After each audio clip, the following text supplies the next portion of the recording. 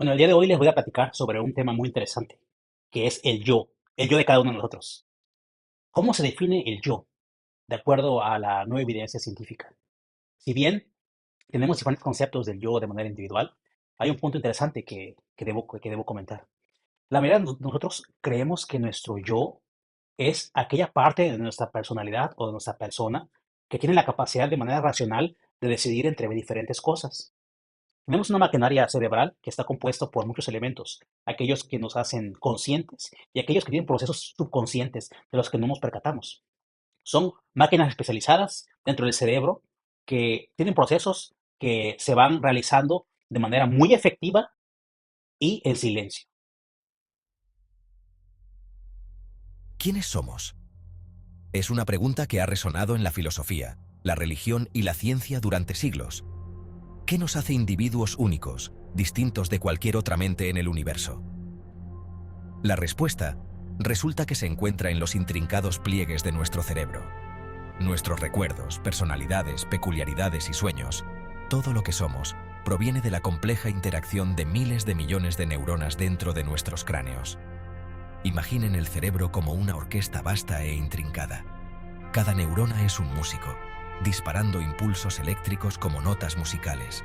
La sinfonía que crean es nuestra conciencia, nuestros pensamientos, emociones y sentido del yo. Esta orquesta biológica es lo que nos hace ser quienes somos, es el asiento de nuestra identidad. Pero ¿qué sucede cuando la música cambia? ¿Qué sucede cuando esta delicada sinfonía se ve interrumpida? ¿Quiénes somos realmente? ¿Quién nos define a nosotros mismos? ¿Qué es ser yo? ¿Qué te define a ti como ser tú mismo? ¿Qué partes esenciales del cerebro componen a aquello que te definen a ti como, como tú te defines a ti mismo? Es una pregunta un poco compleja. Si la planteamos de otra forma, podríamos decir, ¿qué pasaría si quitáramos partes de tu cerebro? ¿Con cuántas partes o con qué partes, con qué porcentaje de tu cerebro que te quedara seguiría siendo tú mismo?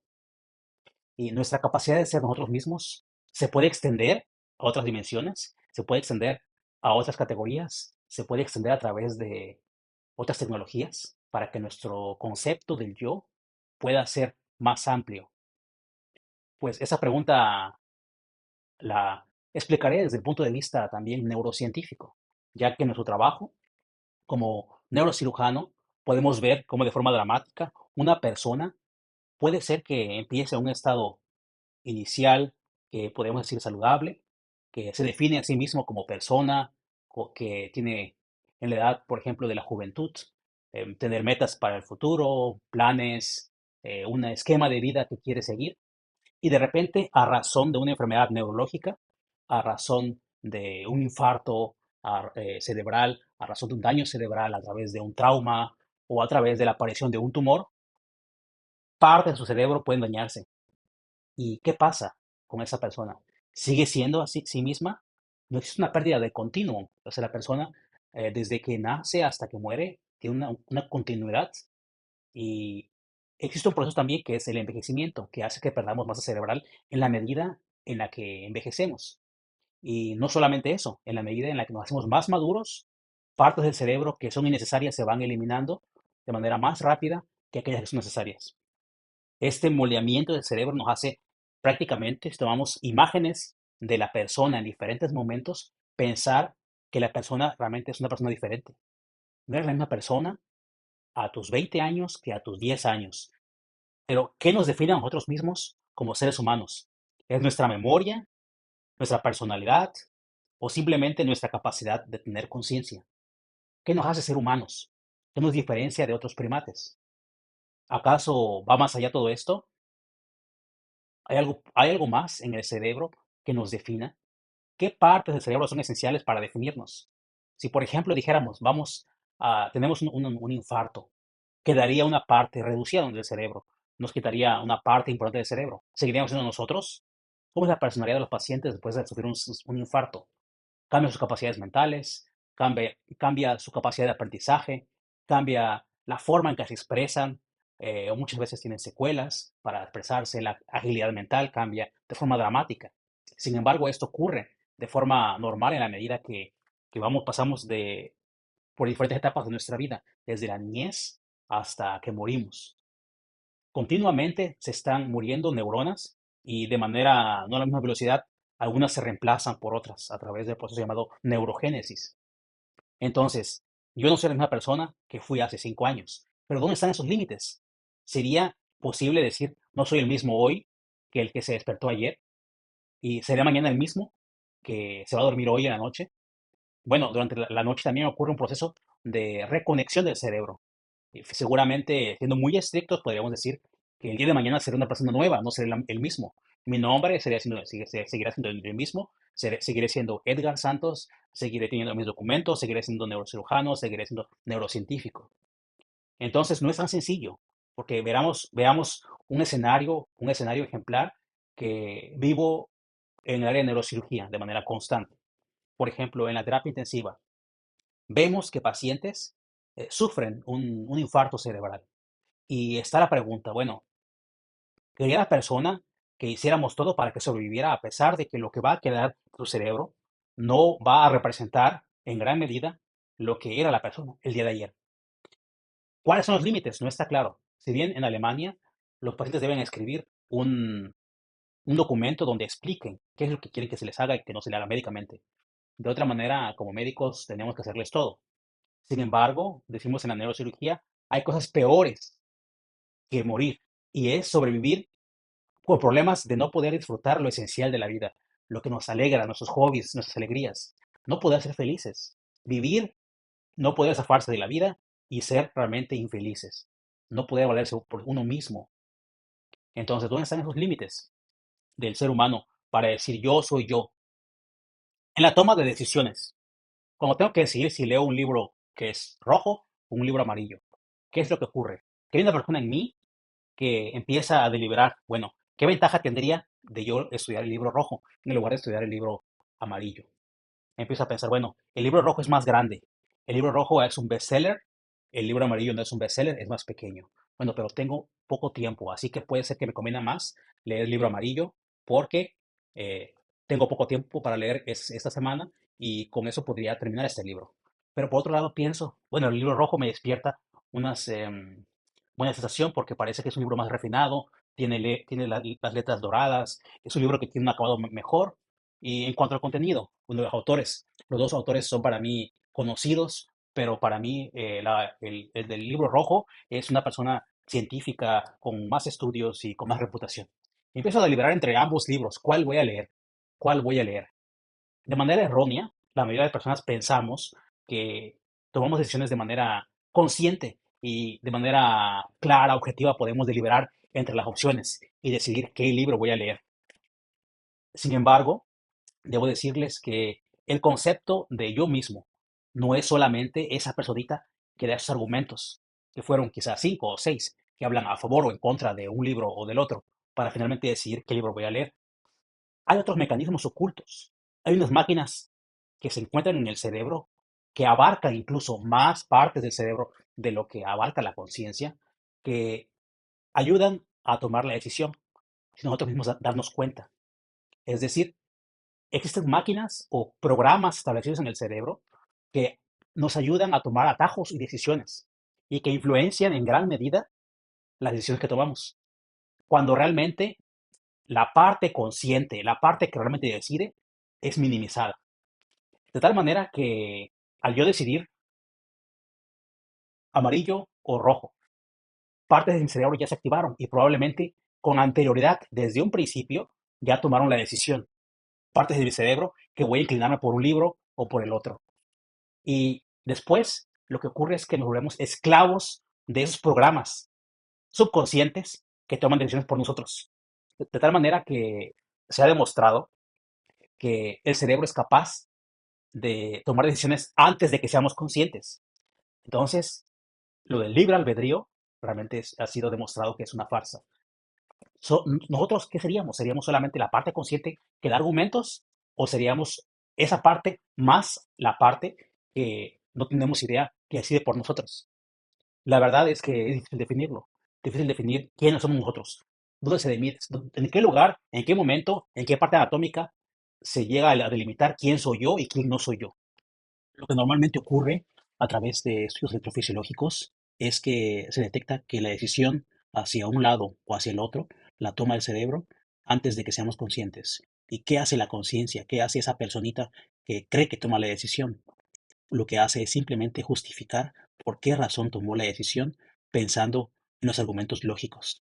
Sin embargo, la decisión se tomó desde las entrañas del cerebro, desde partes inconscientes a las que no tenemos acceso.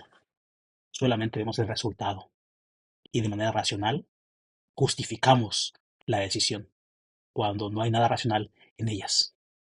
Y nuestro concepto del yo cambia, tanto en el tiempo, desde que somos niños, pasamos de tener capacidades mentales superiores para aprender, a refinar nuestra máquina de aprendizaje, pasando por la universidad, para luego ser personas que olvidan muy rápido, pero son estratégicas y pueden desarrollar planes que funcionan. Hasta llegar a una etapa adulta, una etapa de la vejez, donde vamos a perder más, de verdad, todavía más, a más velocidad, y vamos a empezar a perder nuestras capacidades mentales superiores. Yo es la máquina que decide consciente o yo es la máquina que decide consciente más toda esa maquinaria subconsciente que decide por nosotros.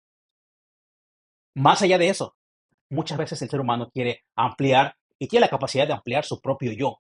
Es decir, cuando vamos a un partido de fútbol, vemos que en un unísono cantamos el himno de nuestro equipo, cantamos para apoyar al equipo y vemos que el momento en el que el equipo da una buena jugada, da un buen pase, una aproximación de gol, gritamos con toda la fuerza. Y lo que ocurre es que sentimos que nuestro propio yo se extiende a la gente que se encuentra en el estadio. Ese unísono de decir ¡Gol! ¡Gol! Nos hace sentirnos que tuvimos por nuestra cuenta, nuestro yo, un éxito. Esta capacidad de sentirnos en un unísono, ser un yo más grande, más monstruoso, que nos da las capacidades de extender nuestro concepto del yo a un nivel superior. Y ese es un principio que evolutivamente fue favorable seguramente para muchas especies, para asociarse, para imitar a otras personas y para mostrarnos como un grupo, como una manada, ante otros animales, ser más dominantes. Este mismo principio se ocupa con los militares, donde al unísono las personas empiezan a marchar y empiezan a hacer un ruido que es dominante. Pa, pa, pa, pa. Eso nos da más seguridad. Eso nos hace sentir que nosotros, nuestro yo, no solamente se queda en nuestro cuerpo, sino que es la parte que nos rodea. Cada persona es parte de mía, yo soy parte de todo este equipo. Y siento que el equipo, entonces, es una parte extendida de mi yo. Bien, no es tampoco que tenemos una región en el cerebro de manera específica, definida para la conciencia. Nuestra conciencia está repartida seguramente en muchas partes del cerebro, o muchas funciones también están repartidas en toda la red. Por ejemplo, la corteza prefrontal regula la toma de decisiones y el control de los impulsos, mientras que el hipocampo es esencial para formar recuerdos. La pérdida de esos elementos nos va a alterar nuestro concepto del yo. Y ahora, ya es posible tener implantes que extiendan nuestras capacidades, nuestras extremidades, que extiendan nuestra capacidad de ser yo a un punto mucho más alto. Y el cerebro tiene la capacidad para adaptarse a eso.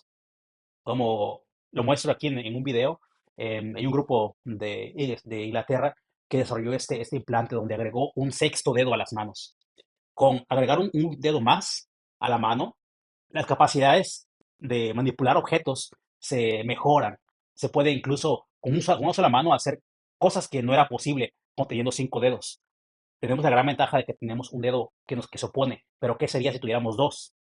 Tener dos dedos que se pusieran en cada mano. Tendríamos una pinza mucho más efectiva y tendríamos capacidad de manejar nuestras manos para hacer nuevas cosas. De esa forma, la neurociencia, los implantes neuronales nos van a dar la capacidad de extender nuestro concepto del yo a algo más fuerte.